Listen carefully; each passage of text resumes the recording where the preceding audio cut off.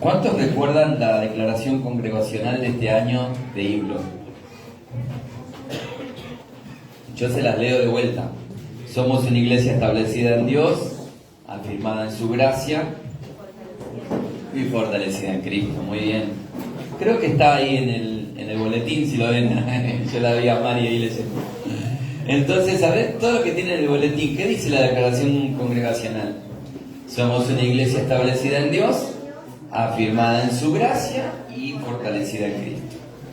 Bueno, el texto base con el que les voy a estar trayendo de parte del Señor un mensaje hoy se encuentra en Romanos, en el capítulo 8, 28. He titulado esta palabra un Dios de propósitos, un Dios que no trabaja a la aventura, sino que Él tiene propósitos cuando trabaja. Así que vamos a leer la palabra en el nombre de Jesús.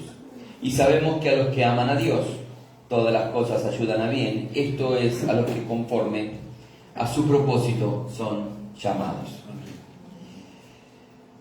Hay personas que en la vida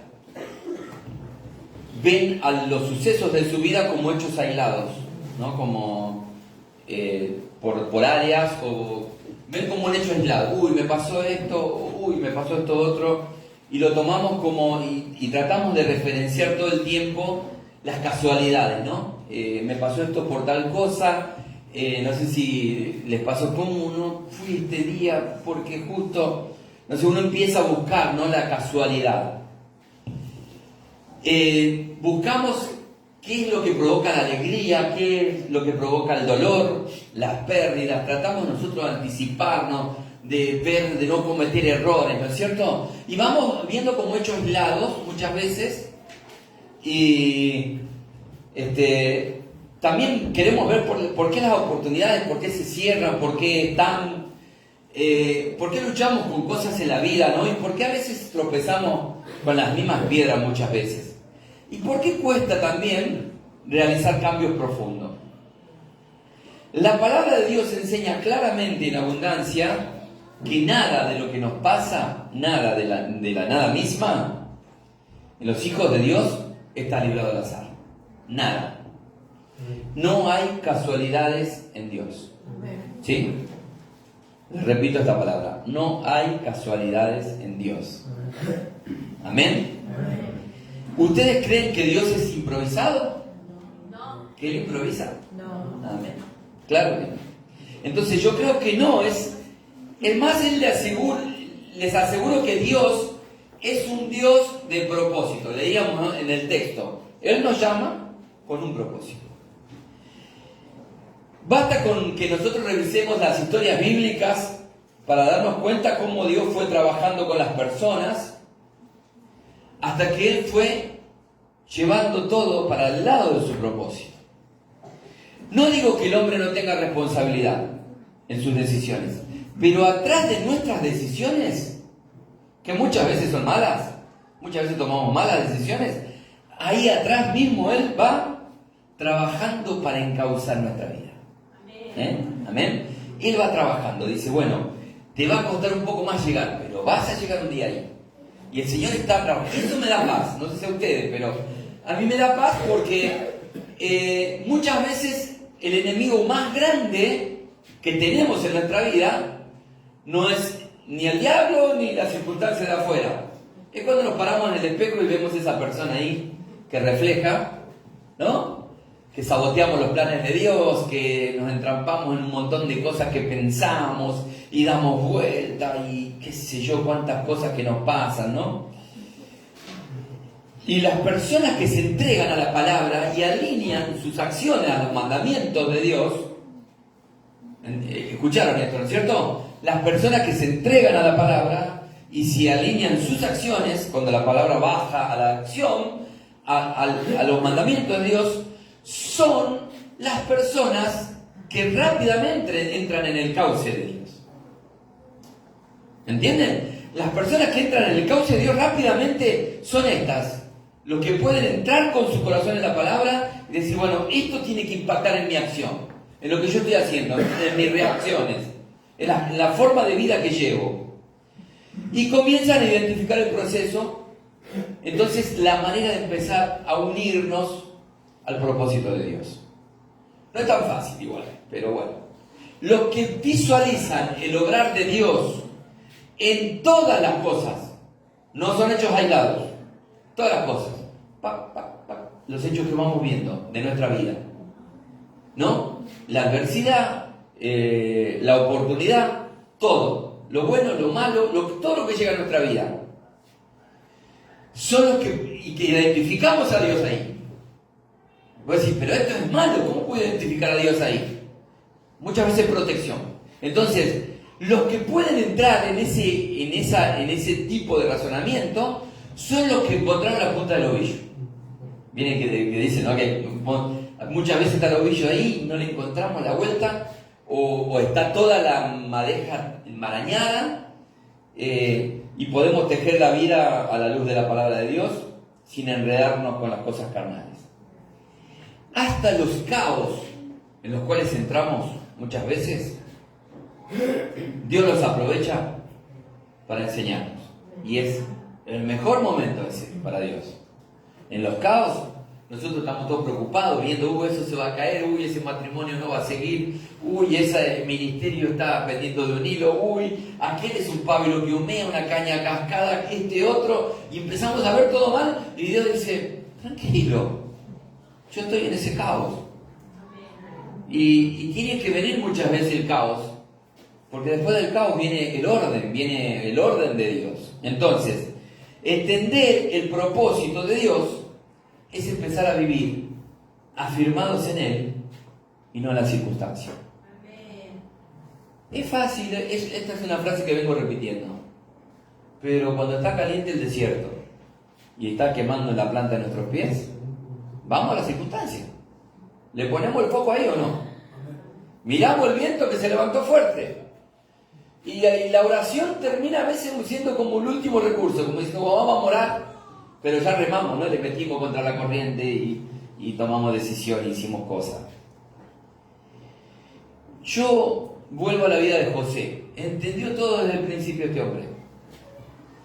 Cuando él se encuentra con sus hermanos en Egipto, y él ahora está en una posición de privilegio, y ellos están frente a la hambruna, con un futuro muy incierto, con su papá viejito, que los está yendo, mandando a cada rato que vayan y vengan. Él les dice en Génesis 50:20, vosotros pensasteis mal de mí, contra mí, mas Dios lo encaminó a bien. Propósito. Él vio cómo se levantó la mar en su contra, él vio cómo se levantaron las bocas de dragones, él vio cómo la injusticia llegó a su vida, cómo la ingratitud, el escarnio, porque la esposa de Potifar lo acusa mal porque él no hizo nada, y cómo llegó la cárcel a su vida. Él pudo identificar en todos esos hechos que para nosotros a veces son aislados, que decir, bueno, no, esto me está pasando porque yo estoy haciendo tal cosa. Él fue todo el tiempo identificando. Cuando él le dice a sus hermanos, ustedes pensaron mal contra mí, pero yo estuve viendo todo el tiempo que Dios iba encaminando mi vida para bien. Todas las cosas a los que aman a Dios. Amén. Aún esa puerta cerrada, esa cosa que no se abre, que no sé cuándo se va a abrir. Entonces, José amaba a Dios más que a nadie, por eso sabe que todas las cosas que él pasa, Dios las fue llevando para bien, en su propósito. Entonces, aún lo difícil, aún el silencio, aún la prueba, la espera, eso es propósito. Eso es parte del plan, eso es parte del propósito. Y el propósito tiene como muchas instancias. Yo les hablo de un cauce como si fueran el río, ¿no es cierto? Ustedes ven un río que va, cuando va llegando al mar, se va haciendo cada vez más grande porque hay un montón de arroyos que van llegando al cauce, ¿no es cierto? El arroyito viene por un lugar hasta que llega al cauce del río y ese río llega al mar. Y el cauce ese es como el propósito de Dios. Y a veces somos un arroyo, ¿no? Que estamos yendo al cauce. Que estamos, a veces el arroyo está por secarse, este arroyo, ¿no? No viene mucho hasta que llega el río ahí y entran en la corriente. Si nosotros hubiésemos sido contemporáneos a José, hubiésemos estado en Egipto, hubiésemos sido un egipcio más y hubiésemos sabido de su historia, que vino como esclavo y que halló gracia en los ojos de Potifar. Y ahí entonces dijimos, bueno, no, sí, entonces el sueño que tuvo está bien. Hasta que la mujer lo acusa y él va a la cárcel. Entonces, si nosotros hubiéramos ido viendo todas esas secuencias de la vida de él, ¿qué hubiésemos dicho? ¿Hubiésemos dicho que él estaba en el cauce de Dios? ¿Hubiésemos visto a Dios en ese tipo de orar? Seamos sinceros, yo me hice estas preguntas y yo dije, nah, yo no en ese momento hubiera dicho, este loco tuvo un sueño y esa noche anterior se clavó un asado y viste que cuando comes mucho, viste, soñás pavadas, ¿no? Que lo que parecía destrucción en su vida era preparación. ¿Hubiésemos pensado esto? Las puertas, hermanos, que Dios cerró en tu vida momentáneamente, las puertas que Dios cerró en tu vida, lo hizo por protección. Lo hizo por forjar tu carácter, lo hizo por fortalecer tu fe, lo hizo para que vieras que las secuencias de tu vida no son hechos aislados, que en todas las cosas está Dios. Amén. Fíjense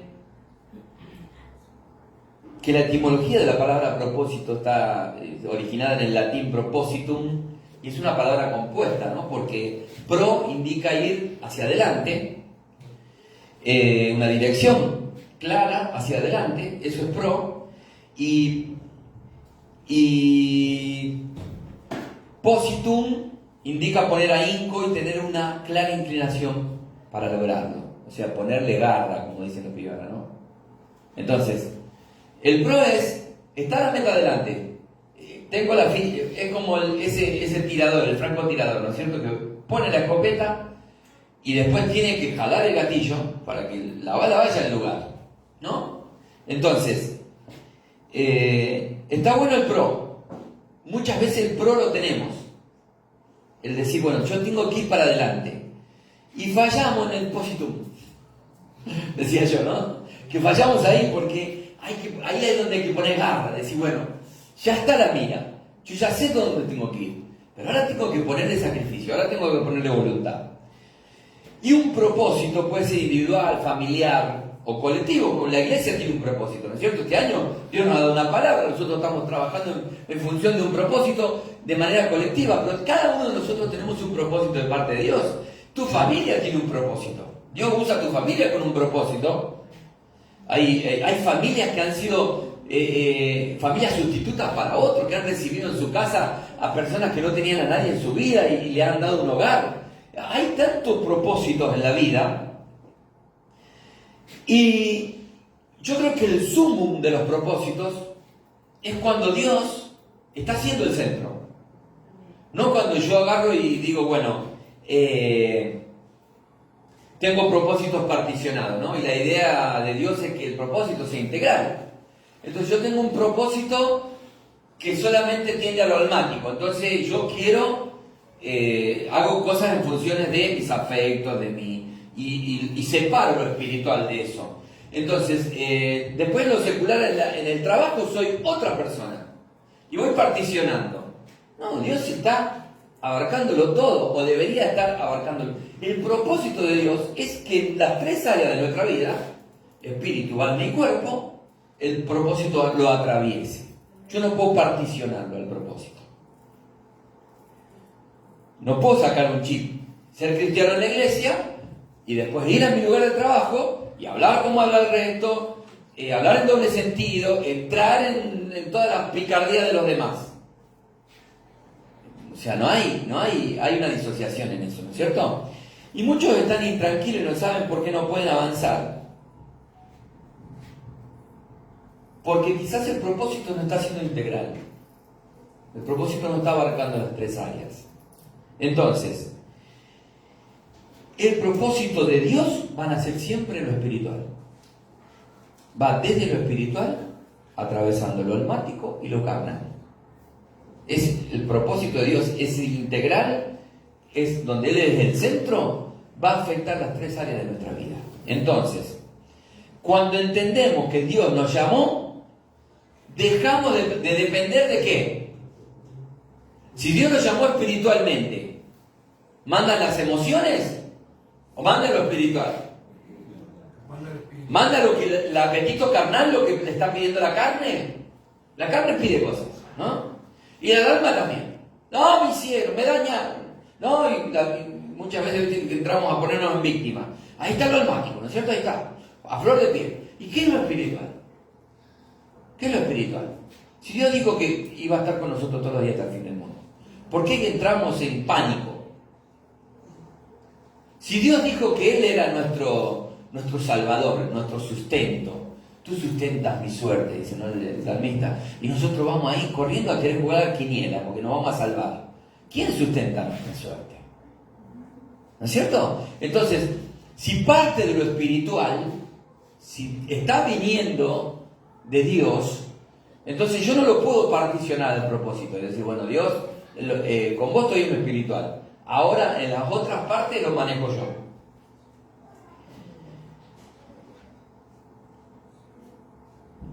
Hermano, si Dios tiene un propósito y parte de lo espiritual, Él también te da la gracia para sostenerlo.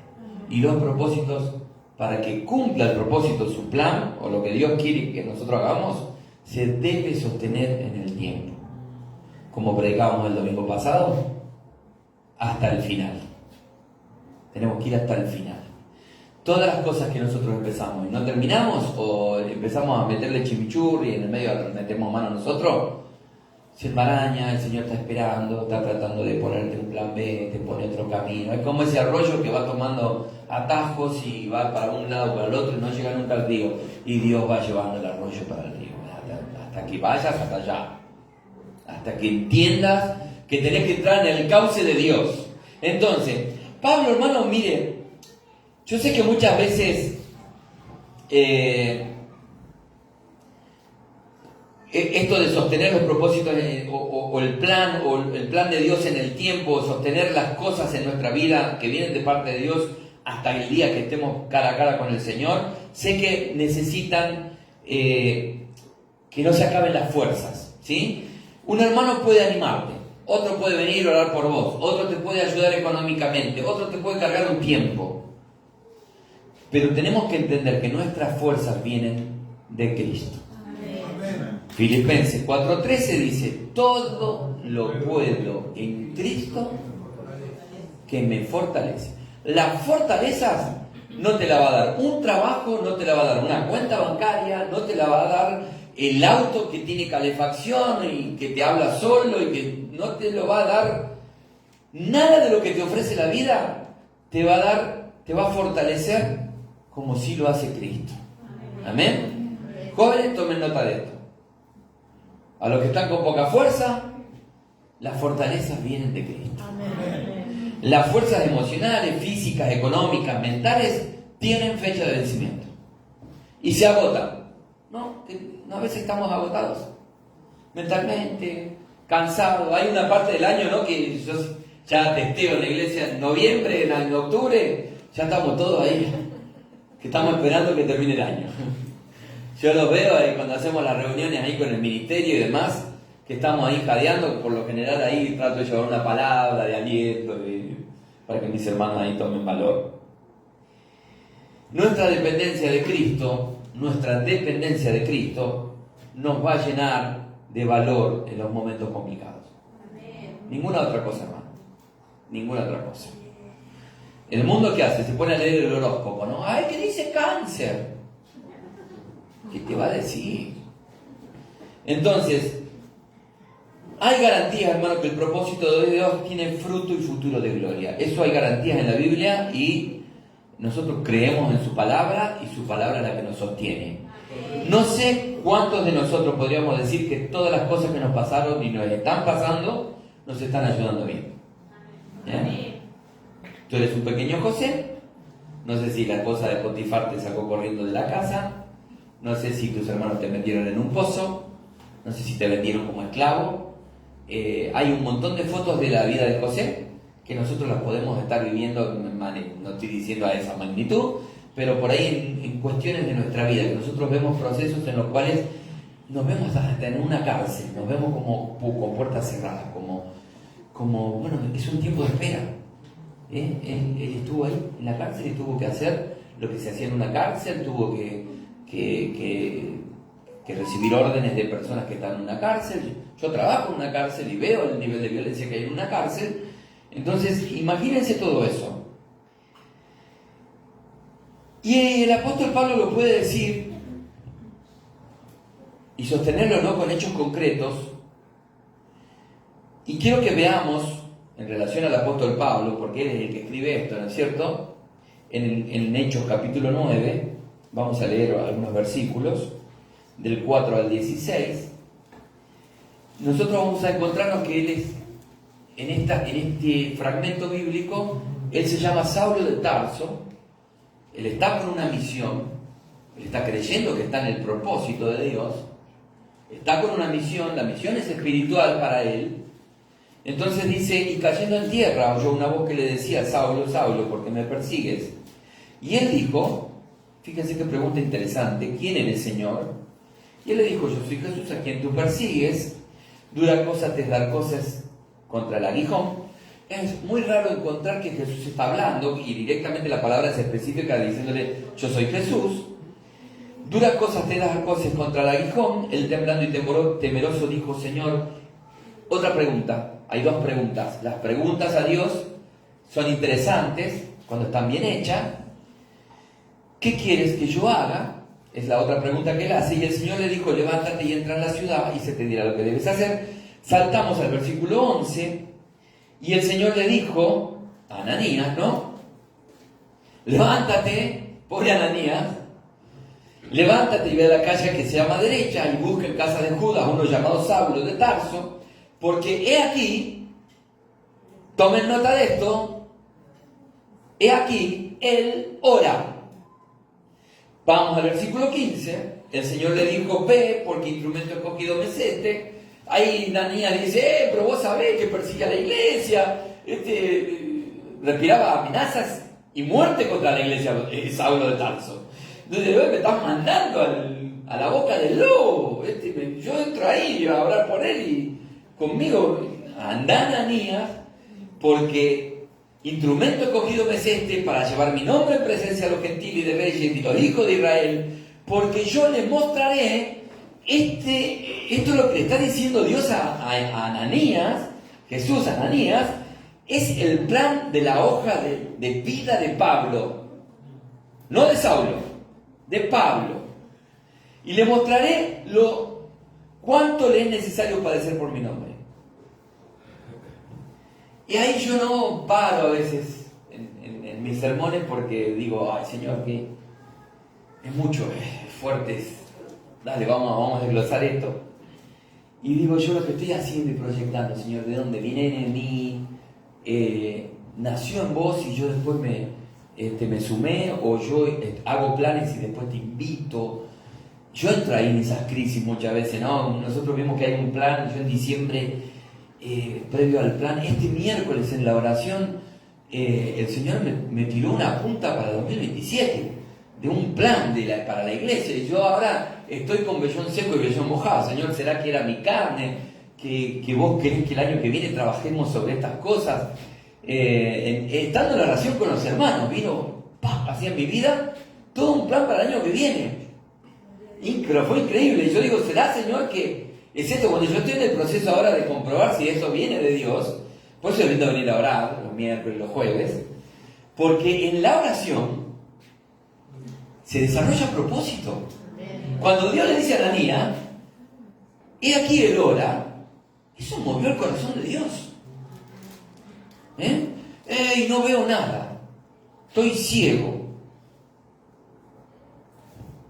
Hermano, Él nos creó con un propósito específico. Saber que el propósito es de Dios y no mío, es saber que nada ni nadie lo va a detener.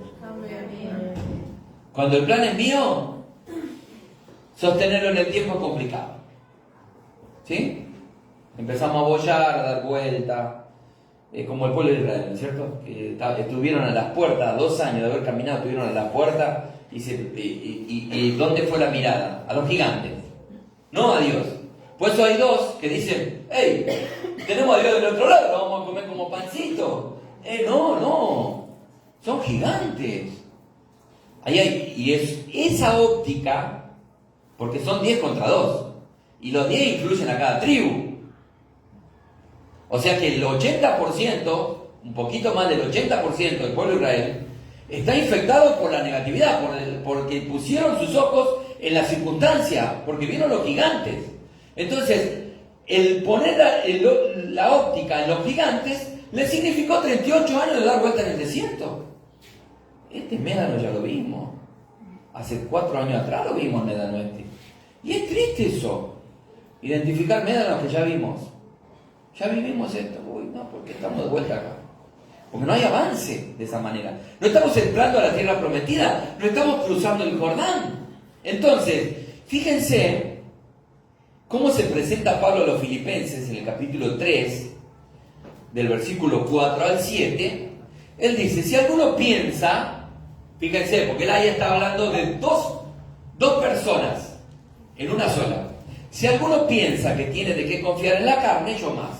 Circuncidado al 8º día, del linaje de Israel, de la tribu de Benjamín, hebreo de hebreos, en cuanto a la ley fariseo, en cuanto a celo perseguidor de la iglesia. Esas eran sus credenciales, las credenciales de Saulo, ¿no? En cuanto a la justicia que es en la ley, irreprensible.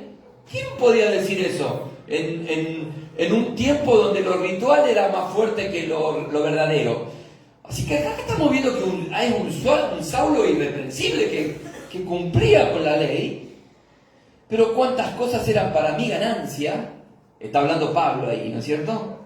Hasta ahí venía Saulo, pero cuántas cosas eran para mi ganancia, las he estimado como pérdida por amor de Cristo.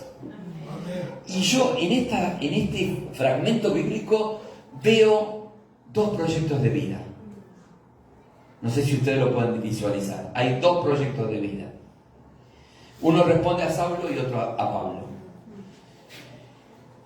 Es la misma persona, por la duda, claro que es la misma persona. En su propio proyecto era un hombre que asolaba la iglesia, respiraba amenazas y muerte contra ella. Y tenía estirpe, tenía linaje, pero lejos estaba de vivir en el propósito de Dios. Así que tenemos que identificar estas cosas. Y él hace una pregunta que está interesante, que no importa si cuando estemos perdidos, cuando estemos en oscuridad, podamos hacerla nosotros. ¿Quién eres, Señor? ¿Quién eres en mi vida? ¿Quién eres en la iglesia? ¿Quién está haciendo en mi familia? ¿Quién sos, Señor? Yo quiero conocerte más. Esa pregunta es de el quién eres, es de identidad, es de decir, Señor, ¿quién sos? Yo quiero conocerte. No te conozco. Hasta acá yo creía que te conocía. Eso es lo que está diciendo Saulo, ¿no? ¿Quién eres, Señor? Y Jesús ahí es clarito. Yo soy Jesús. No da muchas explicaciones. Ya la palabra Jesús tenía peso específico. Yo soy Jesús a quien tú persigues. Pero ¿cómo? Si yo, en función de la ley, estoy haciendo esto. En función de Dios, ¿cómo voy a perseguirte? Y Saulo está a punto de abandonar su proyecto de vida para incorporar el de Dios, ¿sí? Saulo no conocía en la intimidad a Dios, vivía en un conjunto de normas religiosas, con sobrado conocimiento del Antiguo Testamento. Podemos ser pequeños Saulos, ¿eh? Vamos a la iglesia, nos reunimos, cantamos un ratito, vemos si toca lindo el grupo de adoración, bueno, a ver si el pastor me va a emocionar hoy con la palabra, si va a decir algo lindo. Lo concreto acá es que Saulo queda ciego.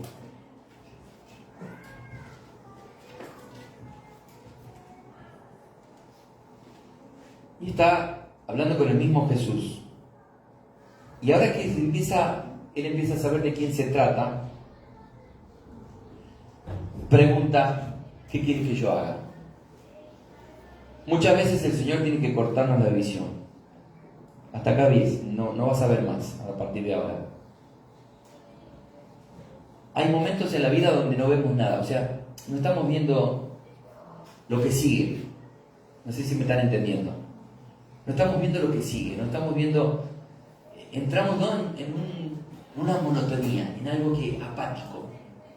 Decimos, luchamos, corremos todo el día. ¿Qué sigue? ¿Qué hay?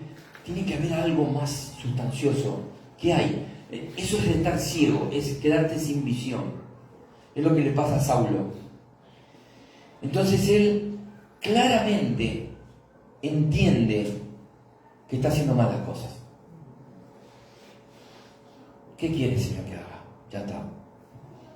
Mis planes vienen fracasando, yo tomo decisiones. Ya está, ¿qué quieres que haga? Y es la pregunta de alguien que acaba de descubrir que no está viviendo el propósito de Dios. Ahí se parte la vida de Saulo, se parte en dos. Y yo digo que lo más maravilloso de ese día que él iba camino a Damasco, es que Jesús salió a su encuentro. Como salió al encuentro nuestro. Es lo más maravilloso. No importa después la ceguera y todo el proceso, porque ya Él nos encontró. Y cuando Él nos encuentra con propósito. Nos encuentra con plan, nos encuentra con las ganas de decir, mirá, dale, yo sé que vos estás centrado en que hoy no ves nada, en que estás ciego, en que muchas veces estás cerrado lo que viene para adelante. No estás viendo con claridad. Se te está moviendo la estantería en tu trabajo, en la familia, en el ministerio. ¿Cuántas veces quedamos, como golpeados, como aturdidos sin saber cómo seguir? Y Dios tiene un plan con el engreído Saulo. Esto que él habla en Filipenses. Yo era del linaje, al punto de fariseo, hebreo de hebreo. Toda la chapa que él tenía. La mete en un tarro de la basura porque sabe que vivió de esa manera. Y eso era el proyecto de Saulo. No de Pablo, del que Dios le cambia el nombre. Y yo ahí también digo, qué bueno que Saulo también tuvo un Ananías. Dios permite esas cosas. Es decir, muchas veces decimos, Dios no comparte su gloria, pero Él usa a las personas. Dios podría haber hecho el trabajo con Saulo directamente, pero no, va a buscar un hombre sencillo, que después no se va a hablar de él, pero le dice, levántate y ve a la calle que se llama derecha, le da la dirección y busca en casa de Judas. Fíjese que no había GPS en esa época y Dios sabe las calles. Qué increíble. Dios sabe las calles de Damasco. Dios sabe que esta es la 70, la esquina es la 140 y sabe cuál es la calle que vos vivís. Andate a la casa de Saulo, andate a la casa de César, ahí en 70, en 339, frente a la casa de José. Del otro lado, 2 casas más para allá está la de Nancy, y si seguís por la 139 para allá, media cuadra, ahí viven Carlitos, Sol, Mónica, 142 está Pablo vendiendo chipa. Todo el Señor sabe, todo el Señor sabe.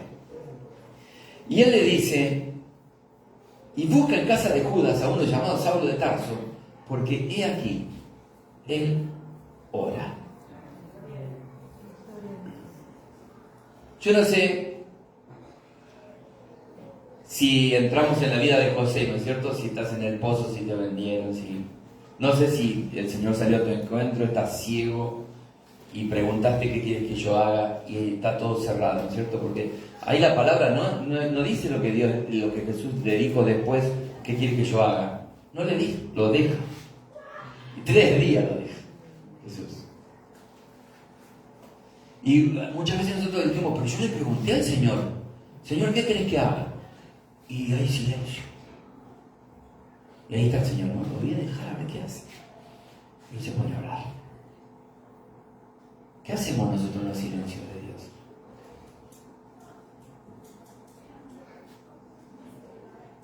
cuando estamos perdidos. Cuando se nos derrumbó todo como un gatillo enorme. Lo que creíamos, la familia se vino a pique, entramos en esos bucles de desconfianza, de que se puso difuso todo. ¿Qué hacemos? ¿Volvemos a meterle remo o nos ponemos a orar? Nos ponemos a buscar a Dios en oración. Fíjense si el Señor no tenía planes eternos con Pablo, que él le dice: ve porque instrumento escogido me es este para llevar mi nombre en presencia de los gentiles, de reyes, de los hijos de Israel, y le mostraré la letra chica del contrato. Nos gusta la grande, ¿no? Nos gusta esta parte que dice: escogido, instrumento escogido me es este para llevar mi nombre en presencia de los gentiles y de reyes, de los hijos de Israel, porque yo le mostraré cuánto le es necesario padecer por mi nombre. ¿Saben por qué Jesús le da la letra chica del contrato? Porque a Pablo un día lo sacaron muerto de la ciudad. Y si Ananías no le hubiese dicho: mira, hermano Saulo, vengo a orar por ti, y esta es la hoja de ruta, y el Señor dice que te va a usar con los gentiles, te va a usar con la casa de Israel, y es más, vas a atar ante reyes. Agripa dice: Pablo, por poco me persuades. Agripa cortaba el queso en ese momento, a nivel político. Dios lo usa a la perfección, pero también la letra chica a Pablo lo sostuvo cuando lo sacan muerto, porque él sabía, se lo dijeron, y dijo: Señor, está bien. Lo castigaron con azote, eran 40 menos 1, y esos azotes te dejaban marcado por días. Muchas veces eran tan fuertes los azotes en la piel que muchas veces se infeccionaban. Muchos morían después de ser azotados 39 veces. Entonces, Ananías, un hombre de carne y hueso como nosotros, está escuchando una hoja de ruta, un plan de Dios con alguien. Yo, wow, yo me vuela la cabeza. Amados, la crisis de fe, o nuestras crisis de fe, asoman nuestra vida porque no tenemos claro el propósito de Dios. No tenemos claro ese personal específico. Yo lo quiero descubrir, Señor. Entonces, primero, para descubrir el propósito es saber quién es Jesús. El segundo paso es preguntarle: ¿qué quiere que haga? El tercer paso es, en este caso, ¿no?, silencio de Dios. Hey, te pregunté, respondeme. Es como yo le digo, Adri viene y me dice: ¿qué vamos a comer? ¿Qué querés comer? Y yo no respondo. Te pregunté qué querés comer y no respondo. Y Adri se pone a hablar ahí así zapallita, ¿no? Pero yo no creo que nuestro proyecto sea solamente, gracias Nancy, trabajar de sol a sol. Me viste medio ahí seco, ¿no es cierto? Yo no creo que el proyecto sea trabajar de sol a sol y pasar por la tierra sin dejar huellas.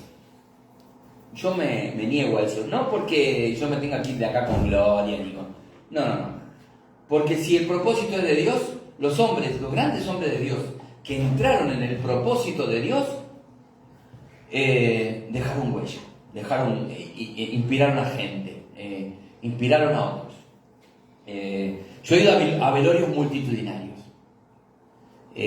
donde todos decían: este era un hombre de Dios, este a mí me afectó, este en su casa me recibió, y vos decís: wow, este tipo dejó huella, este Dios lo usó. Nosotros hemos ido, ¿no es cierto?, a velorios multitudinarios que no podíamos entrar, y escuchabas a la gente, ¿viste?, testificando de ella, y wow, se te paraban los pelos, ¿viste? Y bueno, este vivió en lo que Dios lo mandó a hacer. El plan del cielo, hermanos, es elevado, ¿no? Y tiene planes de eternidad. Y Dios nos puso como embajadores suyos acá abajo.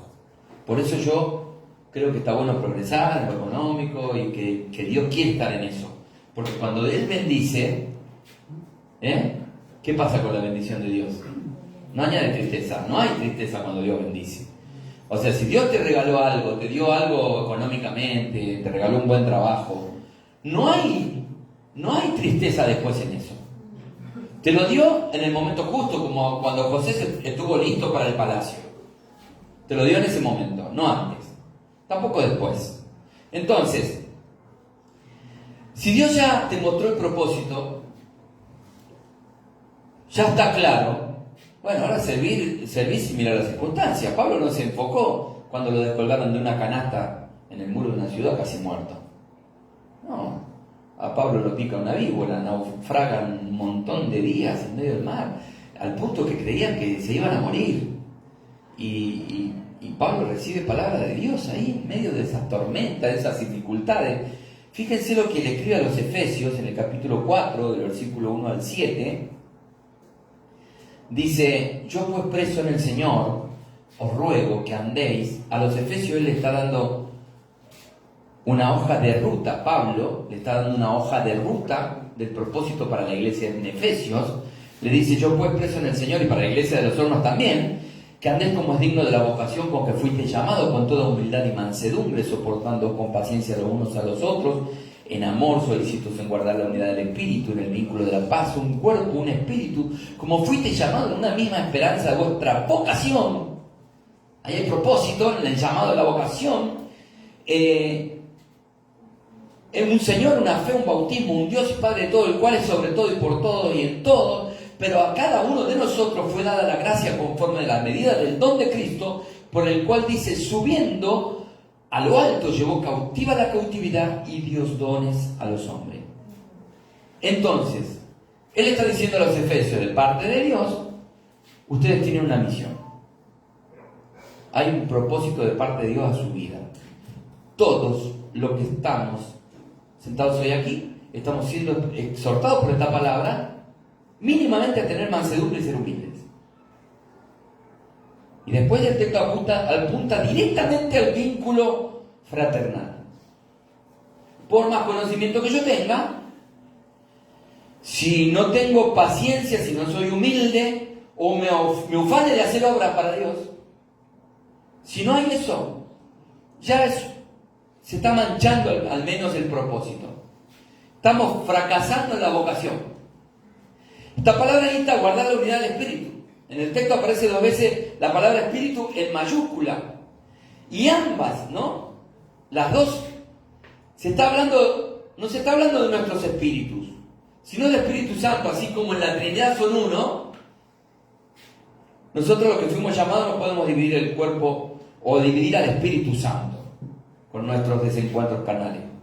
Así que yo veía ahí que Pablo le está dando una hoja de ruta a los Efesios, y yo digo, qué bueno, ¿no? Porque yo pensé, cada uno de ustedes va a identificar un propósito personal. A partir de ahora va a orar por eso, o capaz que ya lo tienen identificado y ya saben que están en el plan de Dios.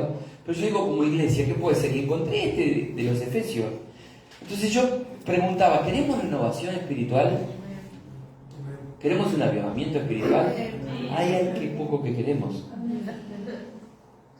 Por más que empleemos todos los días de la semana a orar y a las 24 horas, si no somos uno, el Espíritu no se va a manifestar. No se va a manifestar. La palabra es clara. Los 120 habían logrado ser uno en el Espíritu. El apóstol Pablo sigue diciendo que el Señor es uno, que el Padre es uno, que tenemos una fe, que el bautismo es uno solo. Fíjense que todo apunta a uno y que todo es de nuestro Padre Dios, que nada nos podemos arrogar nosotros que tenemos. Ni que tenemos un lugar ganado, ni que estamos separados del resto, porque Dios es sobre todos. Y si tenemos dones, y acá entra la parte específica de cada uno, que si tenemos dones, esto es interesante que me puedan escuchar, hermano, de parte de Dios te lo digo. Si tenemos dones es porque la gracia de Cristo lo hizo posible y que el Padre ya en su potestad otorgó para el servicio.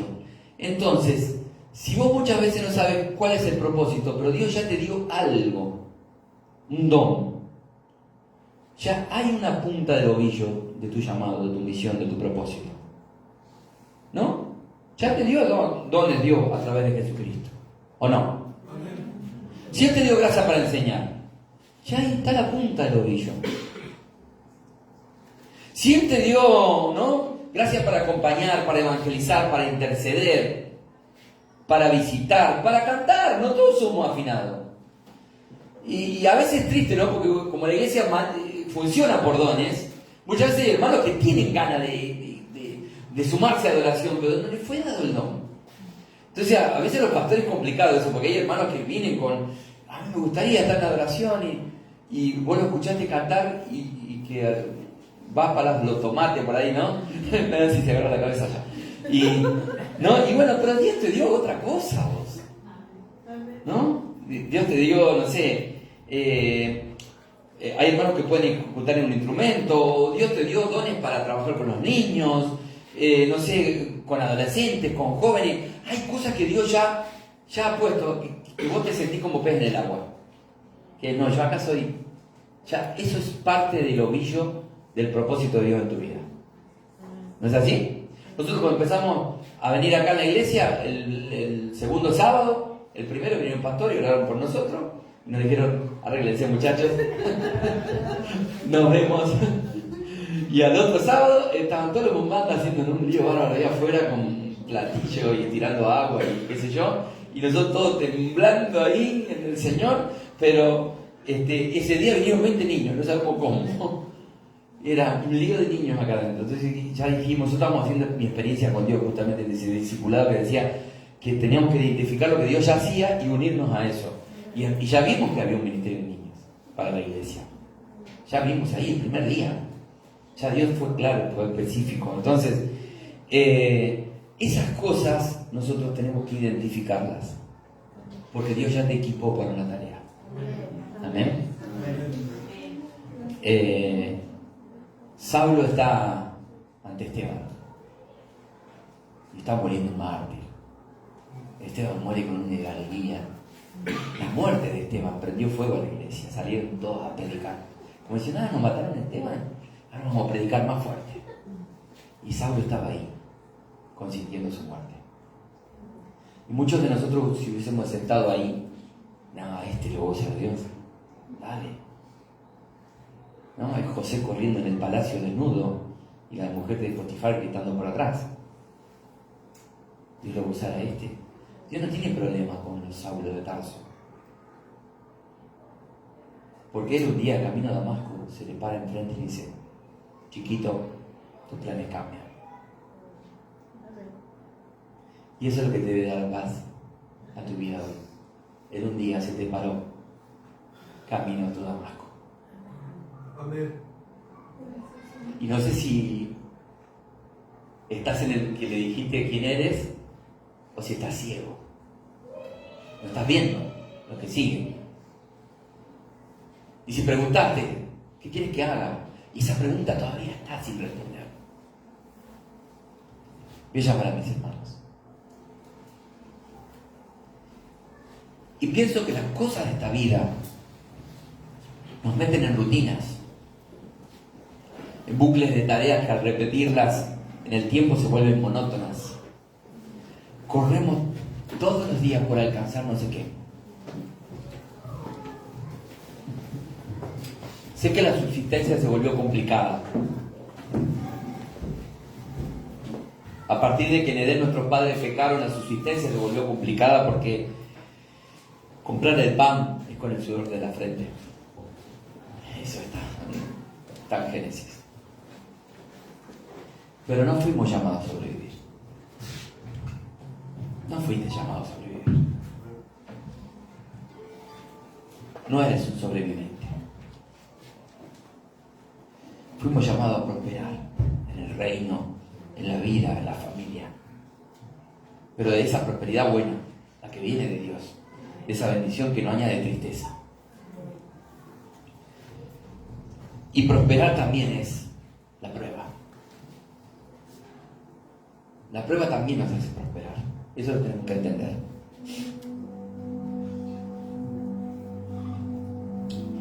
El Señor a la mujer samaritana le dice que el agua iba a saciarle la sed, solo por momentos.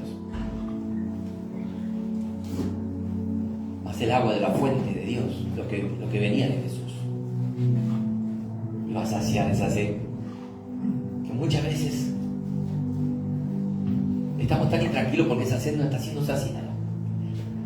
La sed espiritual, la de nuestra alma, la de nuestro espíritu. Entonces nos aturdimos, ¿no? Con cosas de la vida, con el trabajo, con cuantas cosas que nos gustan hacer. Y hermanos, somos criaturas del Señor. Por lo tanto, tendríamos que estar sedientos de cosas incorruptibles, pero por alguna razón dedicamos toda nuestra energía a lo corruptible.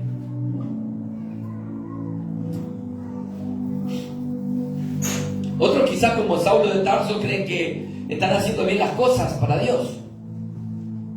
Por la duda te digo, no respires amenazas y muerte contra la iglesia. Porque es la iglesia del Dios vivo. Y él no entra en crisis porque Saulo está haciendo lo que está haciendo. Porque a su tiempo va al camino de Damasco y se para enfrente hasta que llegaste. Tienes que visualizar que hay un plan. Hay un propósito. Amén. Te pido que inclines tu rostro. Y él le dice a Pedro que las puertas del Hades no prevalecen contra la iglesia, porque él se encarga de cuidarla, es él mismo, y de hacerla prosperar espiritualmente. Hermano, esta palabra es para tu vida. Yo no sé si estás como Saulo, sin visión de lo porvenir. No estás viendo el propósito del cielo. Puedes orar. Haz un plan de oración. Hay 3 días de Saulo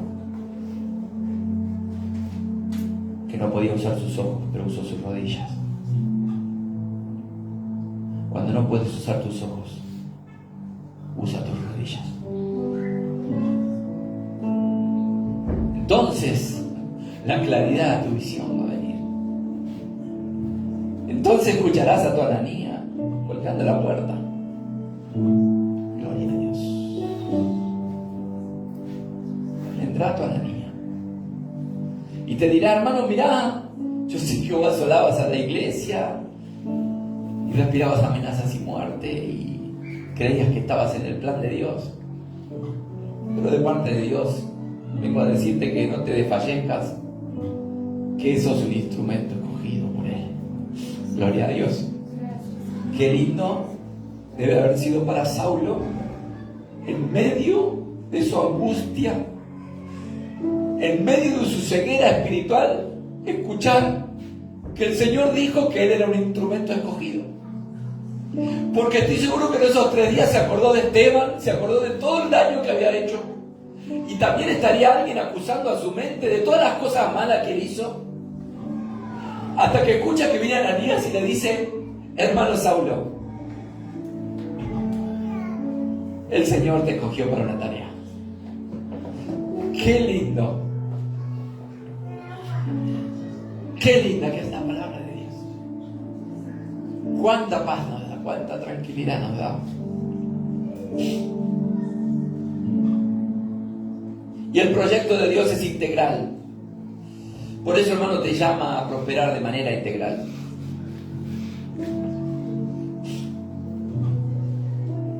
Y yo te digo, hermano, y está en la palabra, que nosotros, los hijos del reino, no somos de los que retrocedemos. Amén. Tenemos armas poderosas en Dios para conquistar, para avanzar. Amén. Venimos, hermano, declarando como iglesia que seremos establecidos en Dios, afirmando en su gracia y fortalecida en Cristo, porque somos llamados de acuerdo a su propósito.